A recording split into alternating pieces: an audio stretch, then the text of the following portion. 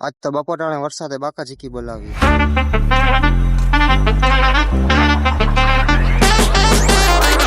રામ રામ બધાને. સવારના પોરમાં માથું ઓરવીને આપણે નીકળી ગયા ટ્યુશનમાં અને રસ્તામાં ચડાવી લીધો ચાનો ખોટો.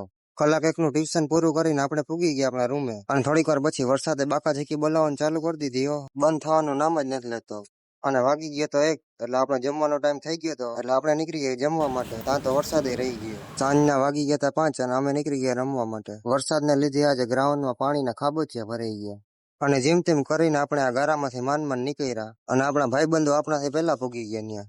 અને આ ભાઈબંધ એકલો રમવા માંડ્યો અને આ એનો બીજો ભાઈ અને આપણે બધા કેચ માંડ્યા રમવા અને આપણે થોડાક કેચ ચડાવ્યા અને થોડાક કેચ કેચ્યા. પછી તો આપણા હાથ દુખવા માંડ્યા. પછી રસ્તામાં જોઈએ તો 2-3 ગાડી જતી હતી, ઈ પણ ગારામાં. એટલી વારમાં તો એક ભાઈની ગાડી લહોરી અને સ્લીપ થઈ અને નમી ગઈ અને બીજા ભાઈની ગાડી ગારામાં જ ખૂંચી ગઈ. શાબાશ બેટા. અને સાંજ પડી ગઈ છે તોય આ બધા રમતા હતા. મળીએ કાલે નવા વ્લોગ સાથે.